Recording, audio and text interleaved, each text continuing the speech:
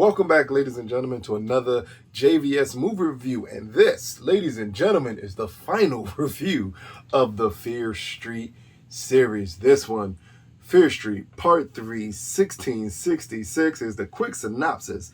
In 1666, a colonial town is gripped by a witch hunt that has deadly consequences for centuries to come, while teenagers in 1994 try to put an end to their town's curse before it's too late. This one stars Kiana, Madeira, Ashley Zukerman, and Gillian Jacobs. So technically, it's literally the cast from the entire series in this one. Some playing different roles at different times in this one. Very reminiscent of American Horror Story, just done a lot better. Now, for this one, makes this difficult. Because this is spoiler free, there's not much I can tell you about this one film. I can give you a slight hint that halfway through the film is a big twist, and then it transports us back to a different time period and all this other. All of that is spoiler to me, but I'll try to focus on the main setup here as we finally get to see the backstory of Sarah Fear.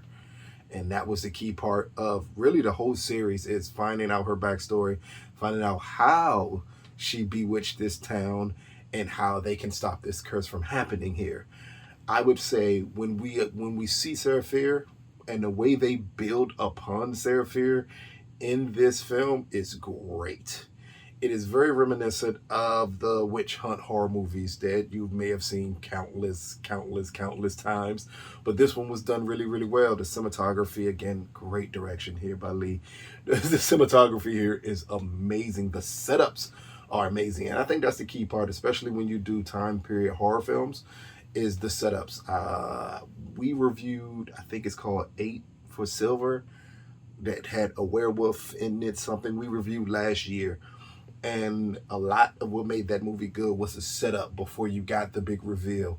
Here, it's a lot of setup, and it works so well. It's that atmospheric horror that really works in this film with this time period.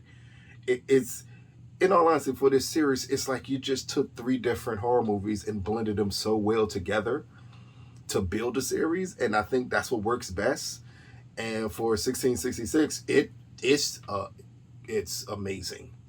It is amazing. It is a gripping, intense scene, probably 20 minutes into this movie, that caught me off guard because I did not expect them to go that far that early.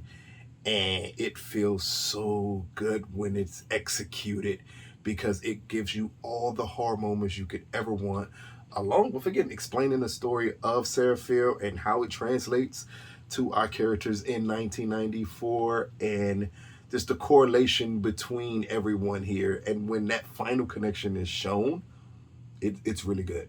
It's really good. Now, personally for myself, I still feel 94 is the best film of this series. Granted, I have seen completely different takes than mine on 78, who people believe 78 is far superior to 94. I didn't feel that way, and I still feel 94 is the best film in this series, but 66 is real close. And when I say real close, I mean it may be by a hair of just me loving the 90s horror style that put it over 66, because 66 is executed to perfection. And again, the twist, while not overly surprising, it's, for people who aren't into the surprise horror genre, you're not gonna see it coming, and it makes sense. That is the key part of when you do these surprises, that it needs to make sense to the audience. And the way they build upon this, it makes perfectly good sense why that twist is there. It works in gangbusters when it's executed here. This is something that could be one of the best horror trilogies I've ever seen. Hands down, ever seen. Matter of fact, these are some of the best horror movies I've seen. But definitely as a trilogy, I am trying to find a horror trilogy that is better than this one. And it's hard to come up with, because the key was always nailing 1666, because it was going to be the hardest one to nail, especially, again, after the brilliance of 94. To me, the really good film of 78. Some people say brilliant. So it was going to be 1666, could possibly be a letdown. It starts off fast. It gives you exactly what you need, and then it's a twist. And the twist doesn't happen at the end of the film. The twist happens halfway through the film. So you have a second half of the film to deal with the twist and the consequences of it. And that's what made this really, really good. It made me think, like, if when I watched Scream, if the big twist at the end of Scream would have been done halfway through the movie, and then you having to deal with the consequences from those characters of having to deal with that twist. That's what you get here. And it works so well. This is almost horror perfection done here. And 1666 is a great chapter to close out this series. So, Fear Street, 1666, it drops Friday. This Friday it drops. Our review will not drop until the day the film drops. Unlike the other ones, I want to say 1666 has been embargoed where you can't even really talk about it, because granted, I'm not gonna lie, it is Monday. I saw this movie today, Monday. It drops on Friday, and I think it is embargoed up until Friday. So you won't hear anything or see our review until it drops. So it's going to drop simultaneously with the film, most likely. So at least you'll get to see the film and then come back and understand why I can't really talk about it as much as I want to, or at least until me and Sam get together to do our spoiler review of the entire series. But again, Fear Street 1666, out of a possible 10, I'm going to give this movie an 8.5 out of 10. This is a really good horror movie, and the twist is really good. And when you're dealing with the consequences after the twist, it makes it even better to me. So I enjoyed this thoroughly. This is what Netflix needs to keep on doing.